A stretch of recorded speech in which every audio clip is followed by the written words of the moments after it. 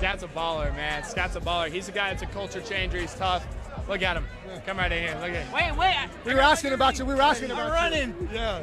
How's it been like playing with this dude? Most of Dart's success comes from a clean pocket, as his IQR dips significantly when under pressure. Jaxson Dart and Cam Skattebo are the New York Giants' last chance. More importantly, Brian Daboll and this regime's last chance. After suffering through some Danny Dimes years, it seems that a man that looks like sunshine and a running back that looks like he was born in 1972 are here and ready to attack. It's some good stuff, man. And I know, a lot of people are Shador people on my channel, but I'm never negative to Jaxson Dart. I just tell you the truth about Jaxson Dart. And I think the kid, if given time, can be great. I think Cam Skattebo, I'm a Texas fan, so I know what Cam Skattebo can do if you give him a little space and time to get wiggling. So they're the last chance, but can they actually do something for the Giants? Can they save what's left of Brian Daboll's tenure at the Giants? And can they save the Giants fans from all this turmoil? Well, it seems like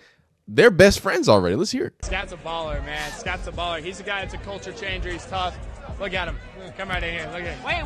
We were asking about you. I'm running. Yeah. He's ready to knock some heads. So, Skat. Give me a headbutt.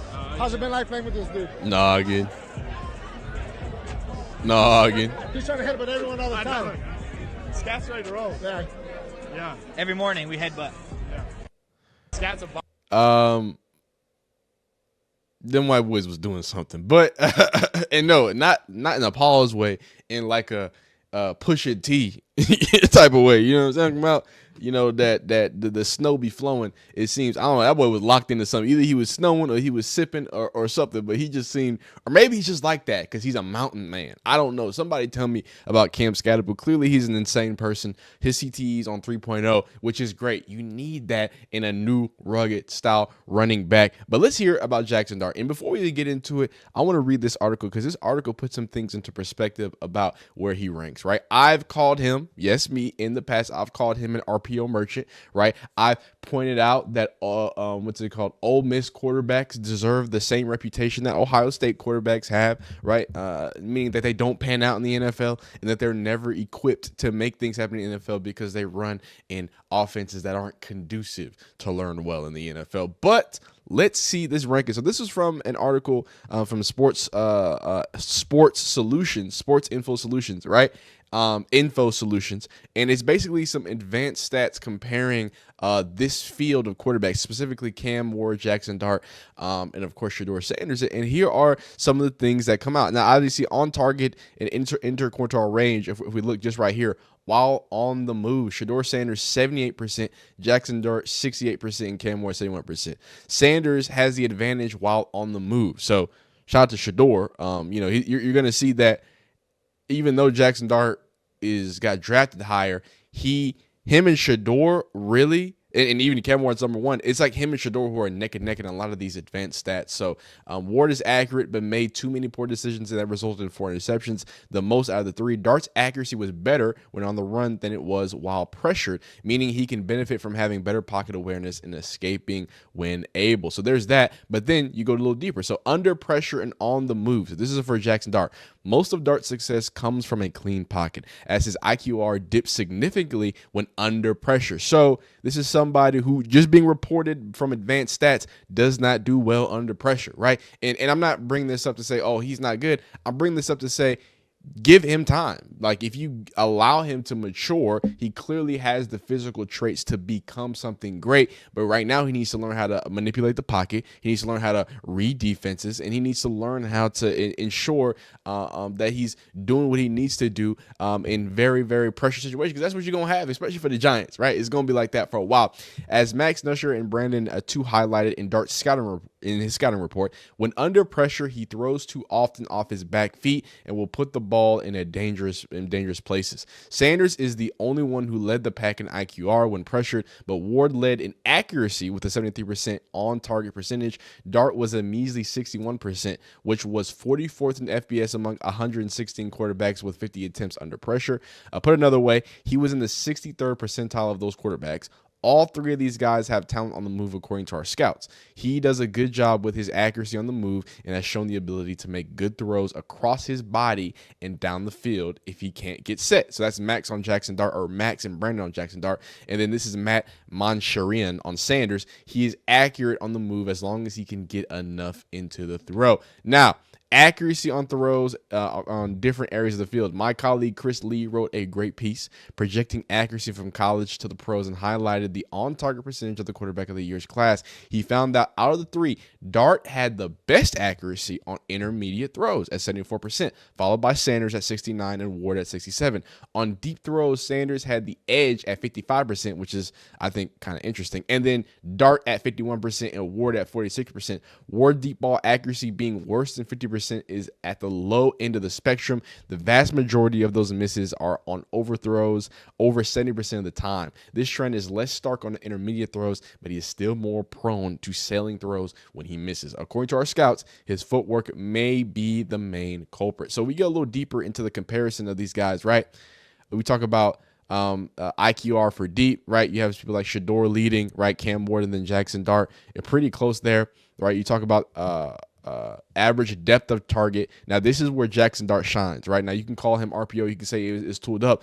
But when he does take those shots, I will say there's not a lot of overthrows, right? There's something to be said about someone when he gets his chance, he's consistent. I think he does. Jaxson Dart, when he gets those big time opportunities to throw, he does make a good opportunity. As you can see, the average depth of target being 11.3, he capitalized on those opportunities. And then we have under pressure, obviously, like we said, that's where he actually struggles the most. And funny enough, Shador Sanders had the most pressure, so he had to deal with the most pressure and had the most accuracies there. And then quarterbacks, when it talks about completion percentage, again, Shador, he's known for that. But Jaxson Dart above Cam Ward is interesting. In a lot of these advanced stats, it seems like the quarterback race should have been just off these advanced stats. And obviously, there's more that goes into it.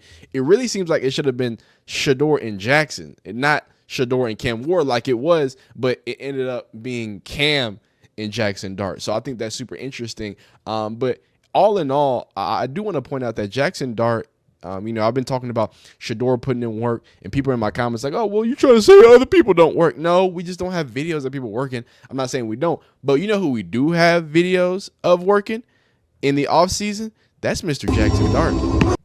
That's Mr. Jaxson Dart. He's out there throwing with Sierra's husband, and then, of course, the team chaplain, Jameis Winston, Russell Wilson and Jameis Winston. So he throws a good ball, man. He throws a pretty ball. It's fun. It's entertaining. So I want to point out that Jaxson Dart is a culture guy because he's already grinding. And then on top of that, you talk about the positives that he do. I always get on here. I say, hey, Shador gives back to the community. You know who else gives back to the community? Actually went back to Mississippi. This is his Jaxson Dart camp, right? And you know what I'm saying? He's flicking up with the young guys who want to be like Anakin Skywalker. You know what I'm saying? They want to be Anakin on the field with it. So I do want to point out, and I don't want to get lost. I know I'll make a lot of Shador videos, right? Because y'all like watching Shador. I don't know what to tell y'all, right? How about stop watching them and I'll make something else. But no, in all seriousness, I don't ever want you to get the misunderstanding that there aren't amazing young men also in this draft. And I don't want to get caught in the comparison that he isn't an amazing young man. Just like I do when I do Shador videos, I always shout out Dylan Gabriel. And I'm like, hey, this is a positive thing he's doing, right? We talked about him giving back to his alma mater, right? There's Jaxson Dart with another pick. He just, you know what I'm saying? So I think what I want to say is a blanket statement, and is that this draft class is full of young, great gentlemen. A lot of gentlemen who are trying to invest back into the youth, and they have a lot of pressure on their shoulders. In the same way that Shador has a lot of pressure on their shoulders, right? Like I alluded to, dog, there could be a point midway in the season where they just want to throw Jaxson Dart to the wolves. There are GMs and head coaches' jobs at stake, and what happens, sadly, is sometimes these rookie quarterbacks, they suffer in their career long-term for it. And then we sit here and we say, oh, well, Jaxson Dart's a bust. He couldn't get it done. By the way, while I have his accolades right here, Jaxson Dart's Ole Miss record, and by the way, he started at USC and then transferred to Ole Miss. So this is only in 2 years. Most wins by a quarterback with 28, most total offense at 12,115, most pass yards at 10,617, most 300-yard games at 15, most 400-yard games at 4, most rush yards by a quarterback in Ole Miss school. So, like I talk about Shedeur being legendary, Jaxson Dart is legendary when you talk about the college football era, right? Now, and I want to make it clear, the reason there's a difference between NFL and college football. Everybody's very, very clear on that, right? And certain skill sets sometimes don't project well in the NFL. And in my pre-draft analysis, when we were yapping about it, my pre-draft yap sessions, I was never low on Jaxson Dart. I just, hey, Ole Miss quarterback, RPO offense, right? He's been in 2 quarterback-friendly offenses. He was with what's it called? Not Lane Kiffin. What's his name? Caleb Williams' guy. You know what I'm saying? Wait, is that right? I don't know. He was out in USC. He was out in USC first, then comes over to Ole Miss, because I might be wrong. That offense might be wrong. Y'all, somebody check me. Not the point, right? But what I was seeing was a guy that was a very college football quarterback. Great with his legs. Yeah, hey, whenever he gets the opportunity, wide open throws, and that matters. Like I'm not saying that to belittle Jaxson Dart. There are plenty of quarterbacks who can't hit wide open throws. There's plenty of quarterbacks who got drafted higher than Jaxson Dart that can't hit wide open throws. You know what I'm saying? Or at least we had that problem there. I remember Drake May. Drake May had a big footwork problem, and now we look at Jaxson Dart. The only footwork problem Jaxson Dart has is sometimes he does on his back foot. And that, I think, has resulted in, hey, he doesn't handle pressure well. That's something that he can learn. That's not hey, you're a terrible Jaxson Dart. That's okay. Well, that is the one aspect that he needs to learn. And if he gets that, then it could be scary, right? So I do want to have a cautionary tale of, as much as you hope that he can save the city, you hope that Anakin can come in and do what he needs to get done. And again, look, the dude, I think, is a great guy in the locker room as well. I don't want to take anything away from him too. Like I don't want my Shedeur videos to come off like Jaxson Dart isn't great, but I don't think Jaxson Dart needs any defending. Not that Shedeur needs any. Why'd I say it like that? Not that Shedeur needs any defending in reality, but a lot of people have like some weird thoughts about him that just don't really add up when we see what we see.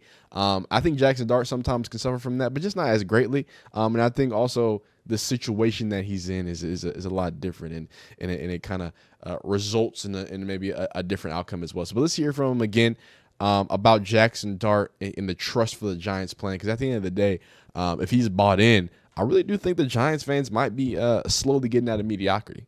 About a plan for you, having a plan for your progression to get you eventually on the field. Have they communicated to you what that is exactly, or are you sort of waiting for it to unfold too? I just trust them.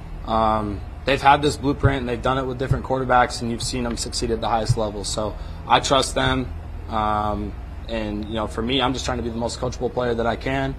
I want to play well in the offense. I want to be able to, manage it and operate it at the highest level. So I know that they definitely do have a plan. I'm just trying to take it day by day, and I'm not looking for results immediately. I'm a process-driven person, so I'm just taking it day by day, rep by rep. First of all, because I get on here, I talk about, hey, Shedeur's good at media. That kid good at media, boy. And that boy know exactly. Hey, I'm process driven. I love the plan. I'm resulted in. And then how about the people? It seems that you know what I'm saying, the people mess with Dart. The team mess with Dart. So I get on here and I tell you about how Shedeur seems to be a locker room favorite. I ain't heard one bad thing about Jaxson Dart. I see Jaxson Dart having a good time too. So I really want to just shout out this group of rookies, this young class, right? Because there are some with some particular allegations. We don't have to get into it. That will be a separate video. There will be some videos with certain particular allegations, but Jaxson Dart, Cam Ward, even Shedeur Sanders, I feel like have gotten in Tyler Shook. I feel like there's been a lot of added negative press on them when it just wasn't necessary, right? Like there was no necessary to try to paint Jaxson Dart as worse as he really was. When what I think he's going to be is a pretty good NFL quarterback, in the same way that I think Shador can be, in the same way that I think Dylan Gabriel can be a decent quarterback, in the same way I think Will Howard can be a decent quarterback. I think this is a very unique class because of the feats that they've done at the college level. We've seen them do major things. Will Howard, the K-State journey, then to Ohio State, the national championship. Jaxson Dart from USC to Ole Miss. Shador Sanders from HBCUs, then up to FBS at Colorado. Like Cam Ward from FCS Incarnate Ward to Wazoo, then finally to Miami. Like there's a lot of great storylines. I know I say that a lot about the Giants rookie class in general because they have so many storylines in it, but when you look at this rookie class in general, I think this is going to be one that kind of sets the foundation for the new, characters of the league, right? Jaxson Dart is somebody who is connecting with vets. He's connecting with the community. He's giving back. He seems to be a guy that's already there making the most of the opportunity. So I gotta be honest with you, if you're a Giants fan, I think you got to be excited about this kid.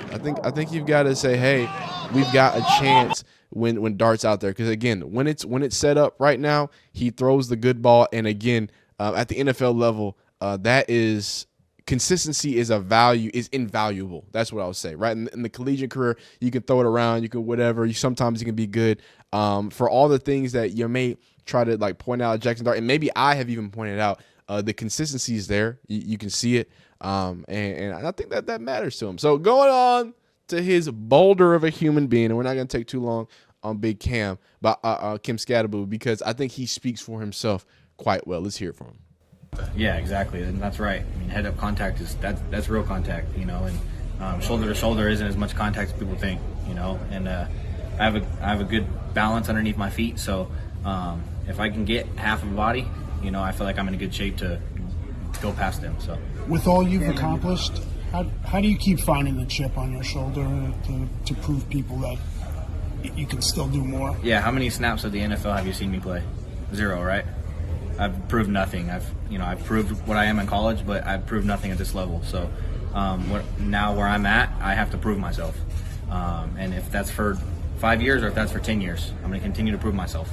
I'm the best, do it for the longest. So I'll continue to do that and just work my butt off until time comes. Getting to the end zone. I mean, it feels good when you run somebody over and then get in the end zone. I mean, it feels good when you get in the end zone. Imagine running someone over and then running another person over and then getting in the end zone. It's that much better, So it just shows that, when you're physical, it shows the work you put in, the weight room, and how much you do to make your game better. So, who do you think? And I don't know if you've ever wanted to run through a brick wall, but I feel like if you're a Giants fan and you got a big burly mountain man boulder person, right? I think he's part boulder and part caveman. If he's out there and part Vanilla Ice, look how he's wearing his hat right now. Anyway, this dude is an anomaly. He's a funny guy. His shoulders and his head are Minecraft blocks.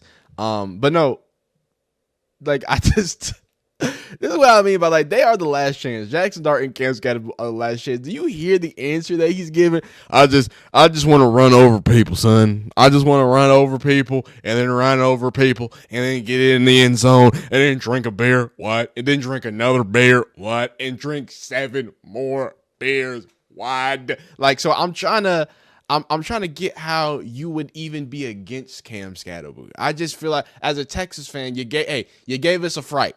You really did. We thought we had you bottled up. Hey, I was over here hiding in stuff. I was over here like, get that Big 12 out of here. Get that out of here. It's SEC. And then y'all came back. Shout out to fourth and 13. Shout out to Quinn Years. Shout out to Matthew Golden.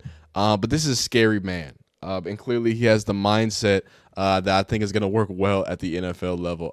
And you can hear him expound upon that in the draft process about his love for physicality. Physical. People don't think I'm as fast as I am, which I am fast.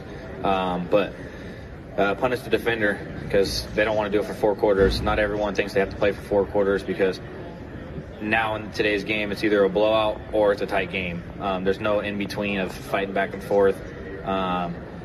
Within 15 points, it's a game of numbers, and you either score a lot or you don't. And my objective at the end of the day is get to the end zone. So being able to do that the way I do it, it works. So I'm going to continue to do it until it doesn't work, and then figure out how to make something work. So culture changers. That's what these are. That's what these big, burly mountain people are.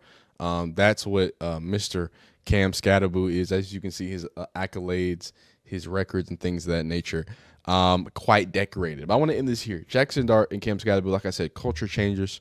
I think if you're a Giants fan, you're going to want to lean on them. I think if you're a Giants fan, you want to be patient with them both, right? The more patience and the more time you give both Jaxson Dart and Cam Skattebo, I think that you can set the basis for a completely new era. Jaxson Dart does not need to be a superstar. He just needs to be a quarterback that can deliver the ball to some great weapons. And I feel like if you get that done, you can start winning games again in New York, and I think his look is perfect for New York. His what's it called? He's charismatic. Cam Skattebo's got some juncture to it. I think that the future can be bright in the New York Giants organization if they can handle it. And I'm not sure if they've been handling things very well anyway. But comment down below what you think. How do you feel about Mr. Jaxson Dart? How do you feel about Mr. Cam Skattebo? How do you feel about the Giants? Do you think they have a way to make it back to the playoffs? Do you think they have a way to make it back to relevancy? Is Jaxson Dart and Cam Skattebo the answer? Let me know down below. Like the video if you like it. Dislike the video if you don't like. Subscribe if you enjoy football content of all shapes, sizes, forms, and also fashions. Just keep being great, man. We'll see you next time.